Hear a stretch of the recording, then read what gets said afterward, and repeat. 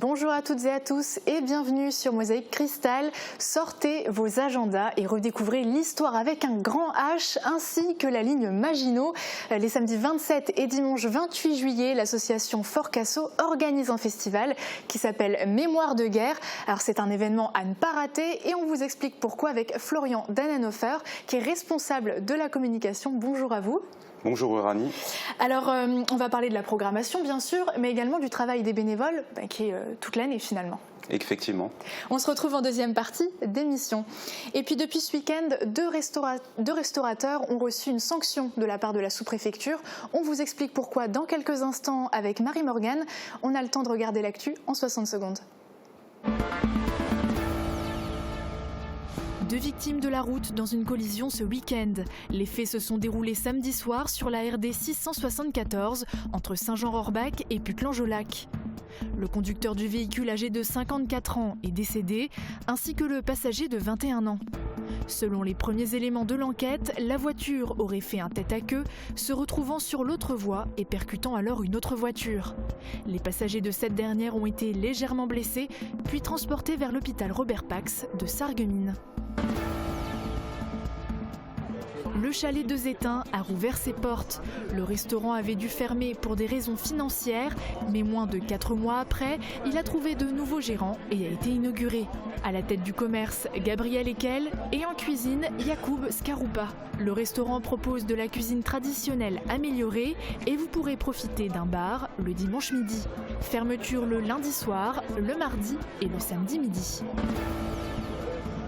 Autre inauguration à Visvillers. La mairie a été entièrement rénovée et possède désormais un accès pour les personnes à mobilité réduite. Les abords ont aussi été aménagés. Les travaux ont démarré fin mai 2018 et se sont terminés début janvier 2019. L'inauguration a eu lieu vendredi en présence de nombreux élus, dont le sous-préfet et le président du conseil départemental. Ce chantier a coûté 323 000 € hors taxes. Plus de la moitié de ce montant a été subventionné par l'État, le département et la Casque. À Sarralbe, les Falcons ont dit adieu. Samedi soir, ils se sont produits sur scène devant un public nostalgique pour leur dernière tournée. Joe Cocker, les Beatles, Eddie Mitchell, les musiciens ont proposé un concert rock et plein d'énergie. Pour le groupe, c'était également un retour aux sources. C'est à Sarralbe que le groupe de rock a été créé il y a 56 ans.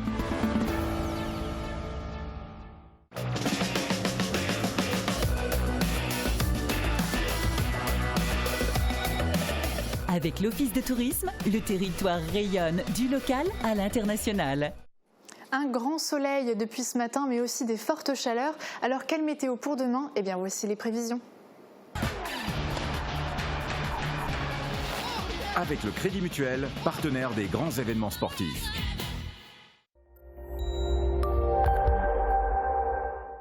Bonjour tout le monde, c'est encore une très belle journée qui s'annonce demain avec un soleil très présent. Les températures seront déjà élevées au lever du jour avec de 15 à 19 degrés. L'après-midi, elles atteindront la barre des 30 degrés. Demain, nous serons le mardi 23 juillet, nous fêtons les Brigitte.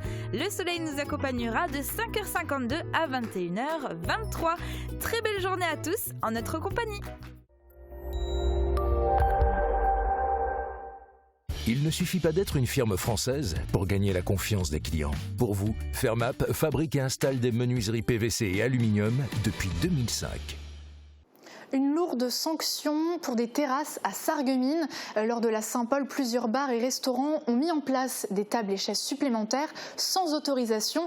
Deux établissements ont appris leur sanction jeudi dernier et ce matin, ils restent fermés. Plus d'informations dans ce reportage de Marie-Morgane Lorenz. Porte close, les habitués vont devoir trouver une autre terrasse aujourd'hui à Sarreguemines. Le restaurant-bar Intenso rue Sainte-Croix et la brasserie chez Chris rue Pasteur resteront fermés. Ils ont été informés jeudi soir par le sous-préfet Christophe Salin de leurs sanctions. 4 jours de fermeture administrative pour Intenso et 7 jours pour la brasserie chez Chris. En cause, des terrasses exceptionnelles mises en place lors du week-end de la Saint-Paul. Les autorisations étaient données à partir du samedi à 10h, mais les festivités ayant démarré le vendredi soir, plusieurs bars ont installé leurs terrasses un jour trop tôt. Certains ont simplement reçu un avertissement, mais 2 établissements ont donc été sanctionnés plus lourdement. Le maire de Sarreguemines, Céleste Lette, s'est exprimé dans Le Républicain Lorrain en jugeant cette décision ridiculement excessive. Il a décidé de contacter le sous-préfet de l'arrondissement pour demander de réduire cette sanction à 1 jour de fermeture. Et on attend encore la décision de la sous-préfecture. Tony Otto, gérant de l'Intenso, l'un des 2 établissements concernés par la sanction, revient sur cette nouvelle qui a été un coup de massue pour lui. Tony Otto, expliquez-moi, qu'est-ce qui vous a été reproché ?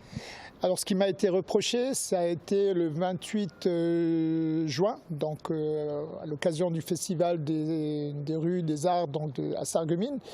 Donc c'est un événement qui doit durer 3 jours et effectivement on avait pour le 28 ce qui était un peu assez flou parce quelque part on fait de la publicité pour ces 3 jours d'événement et nous de l'autre côté on n'a pas pu justement on n'a aucun droit d'animer au niveau de nos bars donc on est réduit aux terrasses qui sont autorisées à l'année. Il a fait très chaud cette journée-là. Les clients, je recevais plein d'appels. J'avais aucun choix de les installer à l'intérieur. Et à un moment donné, je leur ai demandé, ils me demandaient est-ce qu'on ne peut pas se mettre à l'extérieur, il fait tellement chaud. Donc effectivement, je ne pensais pas mal faire. Donc de prendre 3 tables, les installer, la partie qui a été, entre guillemets, la demande était faite pour le lendemain, donc à partir du 29. Et à partir de là, les gens se sont installés, on commençait à boire des non alcoolisés. Donc je précise, c'était tout simplement des coca, voilà, des boissons rafraîchissantes. Et c'est rapidement, une demi-heure après d'avoir installé, il y a bien sûr les agents municipaux et ainsi que le sous-préfet est venu nous voir pour nous demander immédiatement de retirer ces tables. C'est ce qu'on a bien sûr fait dans la foulée. Donc on ne pensait pas, voilà, on en a fait bien sûr mea culpa, on n'était pas censé vraiment, on ne pensait pas faire du mal, mais voilà, donc on a appris quelques jours après on a eu une sanction. La sanction, bien sûr, on a été d'abord entendu par le sous-préfet, on a expliqué les faits. Et apparemment, voilà, il devait nous faire part de sa décision et la décision, elle a été très dure à accepter, car comme vous le savez, on nous a mis 4 jours de fermeture administrative. Les faits sont dérisoires par rapport à la sanction, vraiment. On ne pensait pas avoir une telle sanction aussi lourde. Ça a un impact non seulement pour l'établissement, l'impact elle est vraiment importante, l'ordre de 2500 € par jour, donc étalé sur 4 jours, je vous laisse faire le calcul bien sûr, et en même temps on a 10 employés qui se retrouvent bien sûr sur ces 4 jours à un chômage technique, en sachant ce qui est encore vraiment plus navrant, c'est surtout les clients qu'on prive, qu'on sanctionne en même temps parce que bon ben voilà, il va faire beau, les gens ont l'habitude de flâner sur notre terrasse avec beaucoup de plaisir et voilà, donc on les prive de tout ça. Donc c'est navrant. Et le maire de Sarreguemines, Céleste Lette, rencontre le sous-préfet ce matin pour peut-être réduire la sanction à 1 jour de fermeture. Est-ce que vous êtes satisfait de son soutien ? Oui, bien sûr, j'étais surtout ravi qu'ils viennent nous voir donc samedi soir. Ils viennent me voir et m'expliquent qu'effectivement, il trouvait lui également la sanction très dure, qu'il allait faire le nécessaire pour réduire au maximum. Il m'avait précisé bien sûr qu'il rencontrait le sous-préfet ce matin. J'attends encore une réponse, j'en ai pas.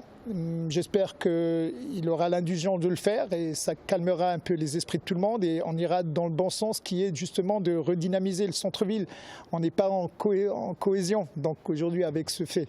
Il faudrait vraiment, et on voit qu'il y a une solidarité de tous nos commerçants et des clients bien sûr, personne ne comprend vraiment.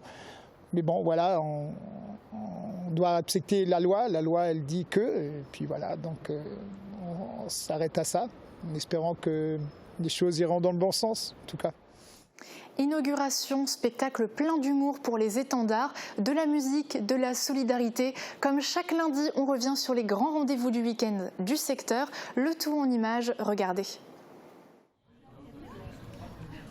Cela fait 3 ans que Visvillers attendait sa nouvelle mairie, et bien c'est chose faite. Elle a été inaugurée vendredi en présence du sous-préfet et du président du conseil départemental. Grâce aux travaux, elle est désormais accessible aux personnes à mobilité réduite. Une douzaine d'entreprises ont travaillé sur ce chantier qui a débuté fin mai 2018. Il s'est achevé en janvier. Pour les habitants de Visvillers, donc ça va surtout, je pense, améliorer le lieu où ils ont quand même l'habitude de venir. C'est leur maison, donc elle est agréable, fonctionnelle. Donc le secrétariat peut y travailler dans de bonnes conditions.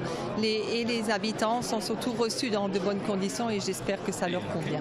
Le coût total de ces travaux est de 323 000 € hors taxes. Plus de la moitié de ce montant a été subventionné par l'État, le département et la casque. Tous unis pour Léon. Les motards, ma famille de cœur, organisaient ce week-end à Lemberg un rassemblement pour venir en aide à un garçon de 4 ans touché par la maladie de Marfan. Pour lui venir en aide, l'association proposait aux visiteurs de participer à différentes activités, notamment des baptêmes de moto. Le souhait des bénévoles est de récolter des dons pour aider Léon, en finançant par exemple l'achat d'un siège auto anti-escar. À Herschin, la marche a rencontré un franc succès. Plus de 500 personnes ont emprunté les 3 parcours proposés de 6, 10 et 20 km à travers la campagne. Il s'agissait d'une manifestation organisée à l'occasion du 400e anniversaire de la chapelle Sainte-Anne, un lieu de culte que l'association du même nom s'est engagée à restaurer en compagnie du conseil de fabrique et de la municipalité. Ils se sont lancés dans un chantier décennal qui devrait nécessiter un investissement de près de 100 000 €. A noter que vendredi prochain aura lieu une nouvelle marche avec cette fois-ci des parcours de 6, 10 et 15 km ainsi qu'une messe en plein air à 10 h sur le parvis de la chapelle Sainte-Anne de Giederkirch. Bien sûr qu'ils en sont capables. 80 courageux sont partis de nuit à l'assaut des différents parcours de Tepacap. Équipés de lampes torches, ils ont découvert ou redécouvert ce parc d'attractions beachois. L'obscurité rendait encore plus difficile le franchissement des obstacles, mais les participants ne fléchissaient pas et profitaient d'une ambiance unique. Cela fait 3 ans que Tepacap propose ainsi une animation nocturne, une nuit inoubliable dans les arbres et avec les jeux au sol.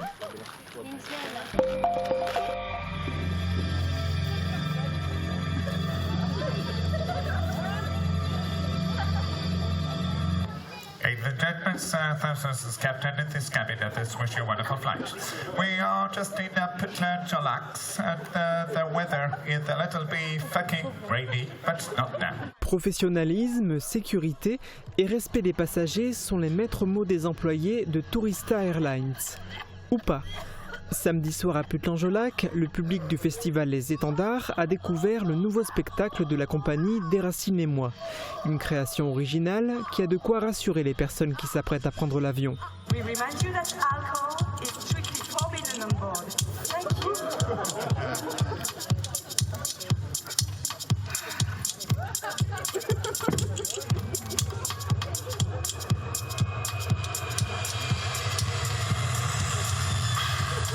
Les spectateurs, nombreux, se sont laissés séduire par les facéties des comédiens qui n'hésitaient pas à faire participer le public. Il s'agissait du premier spectacle de la saison 2019 du festival Les Étendards qui se poursuit jusqu'au 24 août. A noter que ce week-end seront projetés 2 films en plein air, Le sens de la fête vendredi et Comme les garçons samedi. Plus d'infos sur le site internet zetendard.fr.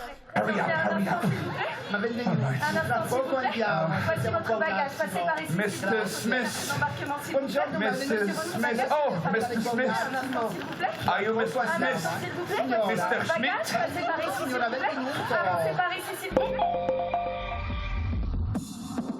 La 7e édition du Rock'n'Roll, c'était ce week-end à Roppwiller. Exceptionnellement, cette année, le festival s'est déroulé sur 2 jours.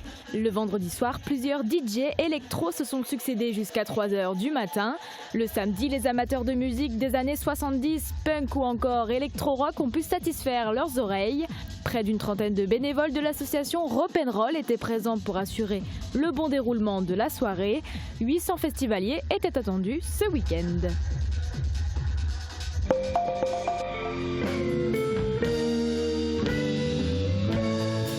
Retour aux sources. Il y a 56 ans à Sarralbe, des lycéens créaient le groupe de rock les Falcons. Plus de 5 décennies plus tard, le groupe est revenu jouer dans cette commune où tout a commencé. Fidèles à leur réputation, les artistes ont fait preuve d'un bel enthousiasme.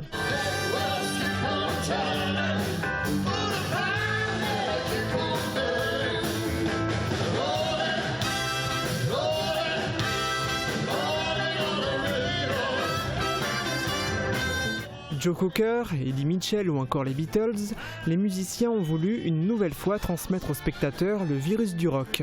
Une belle soirée pleine de nostalgie puisque le groupe réalise aujourd'hui sa tournée d'adieu.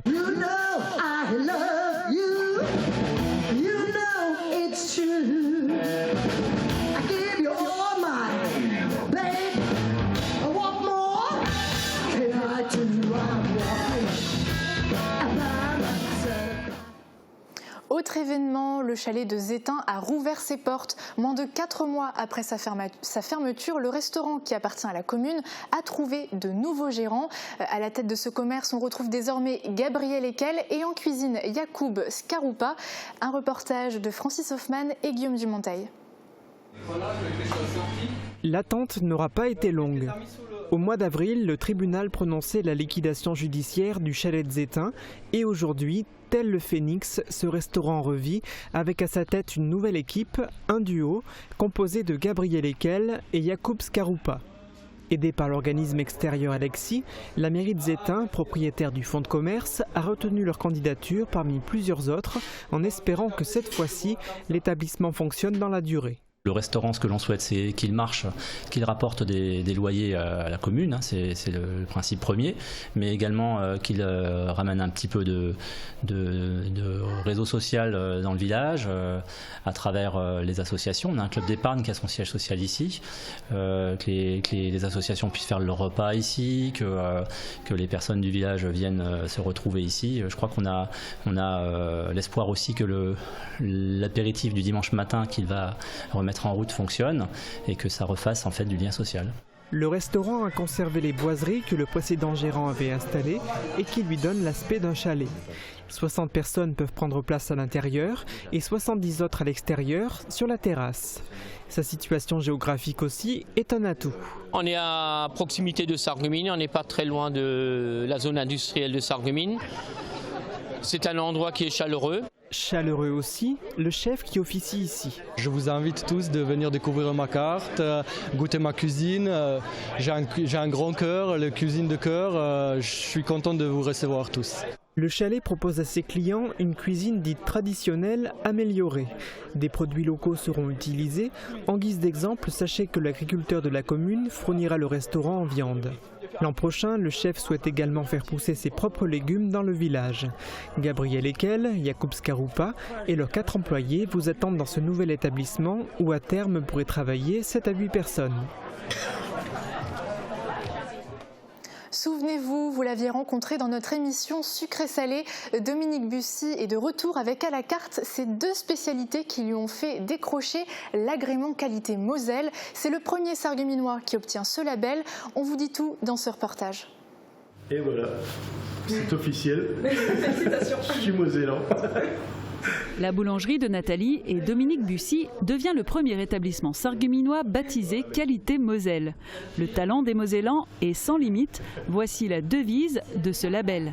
Son but, privilégier les productions locales et les savoir-faire propres au territoire mosellan.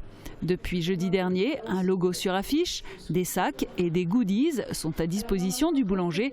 Un moyen efficace pour identifier rapidement la provenance des produits. C'est un label qui m'a intéressé dès sa sortie, parce que je connaissais le principe du label en Alsace. Et quand il y a eu le label Moselle qui est sorti, j'ai tout de suite compris que c'était le label qu'il fallait avoir sur Sarreguemines. Et à plus forte raison, être le premier. Des produits faits maison, des croissants originaux et des pâtisseries réalisées avec les denrées du terroir, le concept de Nathalie et Dominique Bussy colle parfaitement aux attentes de l'agrément. En effet, être transparent et précis sur l'origine des matières premières et des méthodes de production fait partie des objectifs du label. Très attaché à la Moselle, le boulanger en a fait sa marque de fabrique et sa source d'inspiration. Et pour cause, le faïencier et le Quetschschlecke, des produits typiques de la région et 100% sarregueminois, ravissent les papilles des clients et apparemment celles du jury de qualité Moselle. Une fierté pour Dominique. Déjà, c'est une reconnaissance par rapport au travail qui a été fourni parce que quelque part, j'ai énormément travaillé, notamment sur le faïencier. Il y a eu un an et demi de travail. Ensuite, pour les touristes, j'ai créé le Quetschschlecke qui a eu un succès fulgurant dès le départ. Et du coup, je me suis dit, tant qu'à faire, autant les présenter tous les deux. Et apparemment, c'est des produits qui ont plu au label, donc je suis très content d'avoir à montrer ce que la Moselle peut proposer à l'extérieur de nos frontières. Mais qualité Moselle, c'est aussi des invitations pour se rendre à de grands salons avec le soutien de la région et l'acquisition d'une plus large visibilité. En bref, du local et du choix dans la boulangerie Bussy. Elle serait a priori la maison paysanne la plus ancienne de Moselle. Bâtie en 1619 par Hans Zoller, la maison Stern est située à Arennes. Acquise en 2012 par la commune, ce patrimoine très endommagé par 4 siècles d'existence menaçait de s'effondrer. Arennes a donc décidé de mener plusieurs travaux de rénovation. Plus de détails dans ce reportage. 400 ans et toujours debout. La maison Stern fête cette année ses 4 siècles d'existence. Elle fut construite en 1619 par un certain Hans Zoller et porte d'ailleurs la marque de son créateur. Ce qui fait donc a priori de cette maison paysanne la plus ancienne de Moselle. Un patrimoine inestimable que beaucoup d'Arenois ont à cœur de conserver. Alors cette maison, d'abord c'est une vieille maison, une très vieille maison qui a une histoire, qui a vu passer beaucoup de choses et je pense qu'elle fait partie de la mémoire du village et que donc il faut en prendre soin. Une maison de 1619, 4 siècles, c'est quand même le plus ancien patrimoine. C'est l'histoire du village, c'est en plus soit un ancien moulin, mais probablement plus la maison du meunier, parce qu'ici donc on a la Neumühle, donc un ancien moulin. Donc en plus, les moulins font partie du patrimoine et de l'histoire de la commune de Arennes. Mais pour la préserver, encore faut-il qu'elle tienne debout. La pérennité de cet édifice était menacée. Achetée par la commune en 2012, cette maison a subi des travaux afin de renforcer sa structure déjà existante. Avec l'aide et le soutien de la Fondation du patrimoine, le chantier a été réalisé en 2015. Vu l'intérêt que tout le monde portait à ce beau patrimoine, nous avons souhaité lancer le premier lot, le lot d'urgence, pour préserver et consolider cette maison, sachant que la toiture était percée de partout, que la neige et la pluie rentraient de partout, qu'à l'intérieur, les poutres qui retenaient donc les murs étaient par endroits complètement enlevées, disparues. Et donc nous avions un début d'effondrement autour d'une fenêtre à l'intérieur. Une à une, les tuiles ont été descendues, la charpente a été consolidée et les poutres renforcées. Chaque tuile, dont celles récupérées auprès de particuliers, ont été remises en place pour construire la nouvelle toiture. Le mur à l'arrière a été refait et les murs latéraux renforcés. Un nouveau souffle pour ce patrimoine qui a résisté à un bon nombre d'événements, comme les guerres, les incendies ou encore les inondations. Et ces écriteaux pourraient bien y être pour quelque chose. Oui, donc des écriteaux effectivement de ce type-là, qui sont d'origine, qui comportent notamment le nom du premier propriétaire, Hans Zoller. Ces écriteaux étaient typiques et en fait avaient avant tout une connotation religieuse. Ceux-ci qu'on retrouve ici ont pour vocation déjà de raconter l'histoire de la maison, de son propriétaire, de sa femme, mais également de les protéger des incendies, de tout type d'événements et même, je dirais, de potentiellement faire parvenir au royaume des cieux tous les habitants et tous ceux qui entrent dans cette maison. La commune, en partenariat avec l'Association pour la mémoire et le patrimoine d'Arennes, possède un tas de projets pour cette maison. L'idée, dans un premier temps, c'est bien sûr de la nettoyer, parce que l'état à l'intérieur est plutôt délabré. Donc les premières étapes vont être de nettoyer et ensuite, potentiellement, pourquoi pas, à réfléchir. Mais il y a différentes idées. On pourrait très bien imaginer essayer de garder dans son jus en fait les différents éléments bâtis et créer un musée des moulins, parce que sur Aronne il y avait 6 moulins entre autres, un musée des moulins, une salle pour notre association. Aronne a également des fouilles archéologiques avec un musée qui est actuellement à la mairie, pourquoi pas déplacer ce musée ici. Ces travaux de première nécessité ont coûté 129 000 €. La commune a obtenu 50% de subvention. Il reste encore des travaux extérieurs et intérieurs à réaliser. 100 ans depuis la signature du traité de Versailles, 80 depuis la Seconde Guerre mondiale, de nombreuses batailles, de nombreux sacrifices. L'association Forcasso a de quoi faire et a de quoi montrer pour son festival Mémoire de guerre. On en parle juste après la pub. Sport, loisirs et bien-être au pays de Beach, grâce au centre aquatique de Rohrbach et à la piscine de Beach.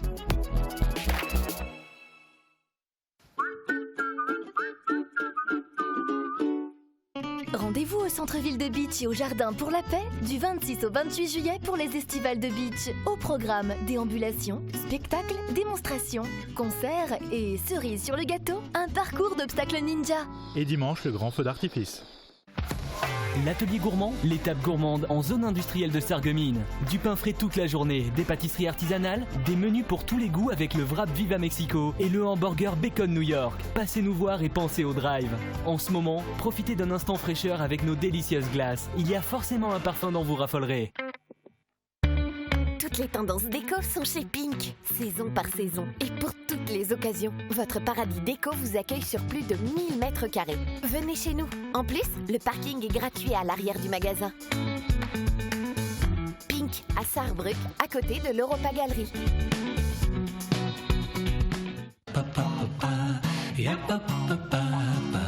Le restaurant Victoria à Vitre, disposant d'un cadre idyllique avec sa terrasse au bord du canal, vous apporte une nouveauté pour cet été. Des viandes d'exception placées dans sa nouvelle chambre de maturation et son sel rose de l'Himalaya.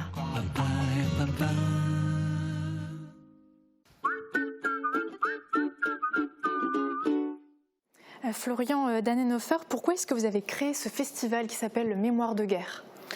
Alors le festival Mémoire de guerre qu'on organise cette année, c'est en fait le successeur des journées de reconstitution qu'on a organisées de 2009 à 2017. Donc c'est un événement qui avait un peu vécu, qui était arrivé en bout de souffle, mais qui attirait quand même une certaine communauté de fidèles. Donc on a souhaité le faire évoluer et c'est ainsi qu'on a préparé durant un an le festival donc Mémoire de guerre, qui rassemble d'une part une partie reconstitution, avec des choses qu'on a déjà vues par le passé, une partie plus dynamique et enfin une partie théâtrale avec quelques nouveautés. Ouais. Justement, on va détailler un petit peu la programmation. Donc tout se passe à Rohrbach, bien sûr, puisque le Forcasso est là-haut. Alors les amateurs d'histoire vont pouvoir profiter de reconstitutions historiques, vous l'avez dit, mais concrètement, ça va se passer comment ?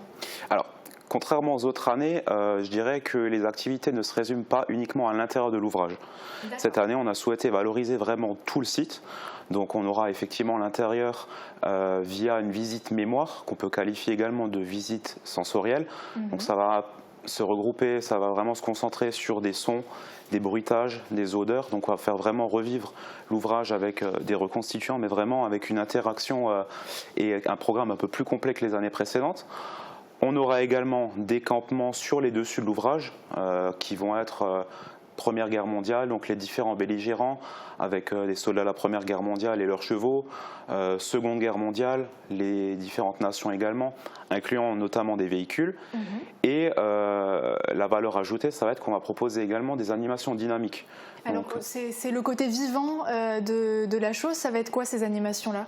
Alors ces animations-là, ça va être, par exemple, on va proposer 7 scènes de reconstitution de combat. Donc on est en train de préparer un champ de bataille qu'on est en train de reconstituer avec donc des combats entre Américains et Allemands, donc avec des véhicules qui vont entrer en scène, des tranchées, des tirs à blanc, donc vraiment histoire de proposer une immersion à nos visiteurs et un côté vraiment plus vivant que ce qu'ont proposé les autres années.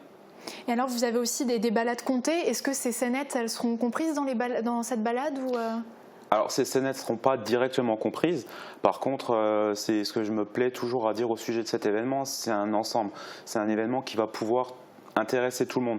Donc les balades comptées, on propose une balade comptée le samedi soir à 21h. Elle est également sur le thème de la Première Guerre mondiale. Et elle vient en fait compléter le dispositif. Donc je dirais que tout ce qu'on propose dans la journée, c'est plutôt orienté autour de la Seconde Guerre mondiale, avec quand même des campements 1914-1918, et la balade comptée, elle, sera plutôt prendra en fait source au premier conflit mondial pour expliquer un petit peu les différents rouages qui ont amené à ces tensions et à la Seconde Guerre mondiale. Mais en tout cas, il y aura de quoi faire, on comprend bien. À part votre association, bien sûr, qui organise l'événement, vous avez d'autres partenaires ? Alors on a des partenaires, effectivement, on a des partenaires locaux qui nous soutiennent dans la création de l'événement, mais on a également des associations qui viennent nous aider un coup de main et mettre leur travail en avant.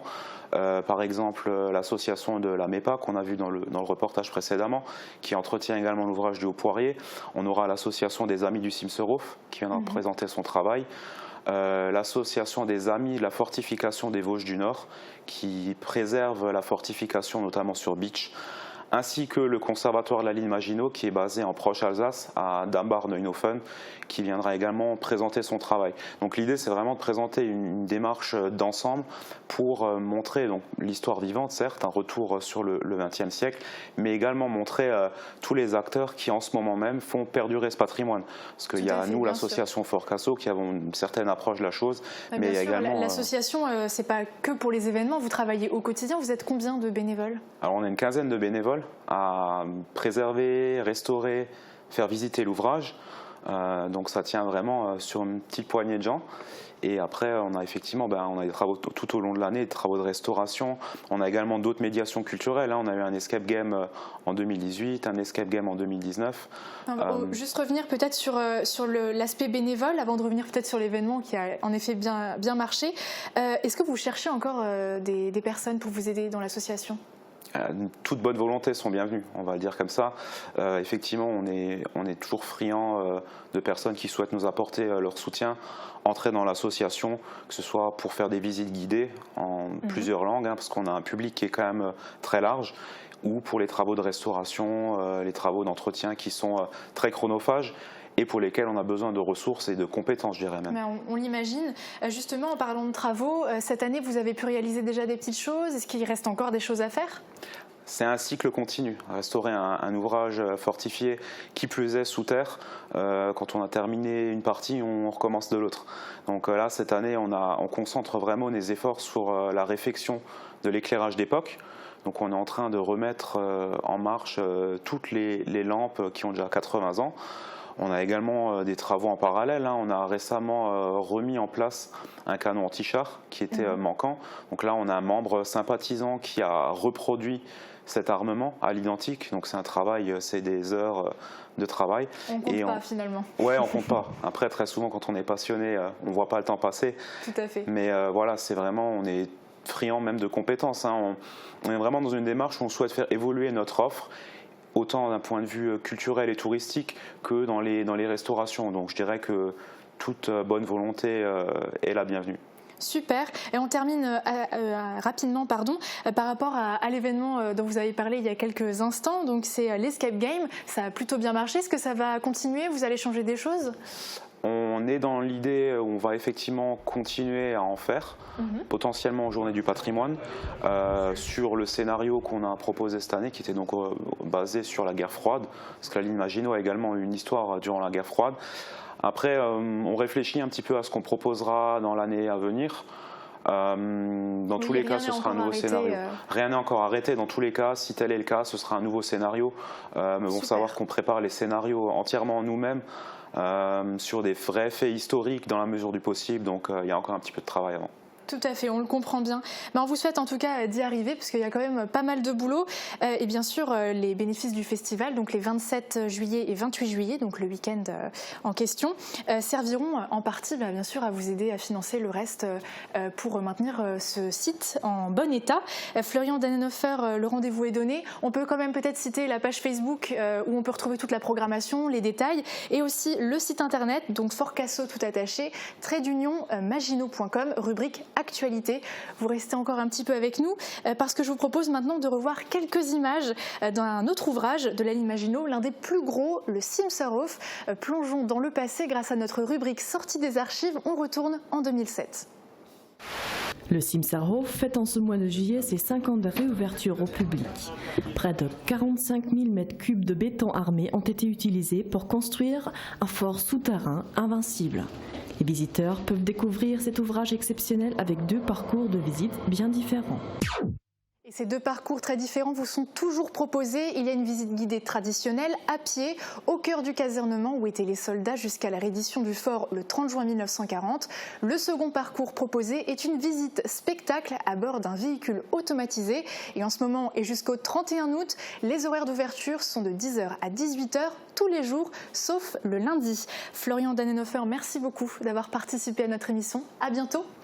Et puis c'est la fin, bien sûr, de notre émission. On se retrouve demain, bien évidemment. Belle journée à vous.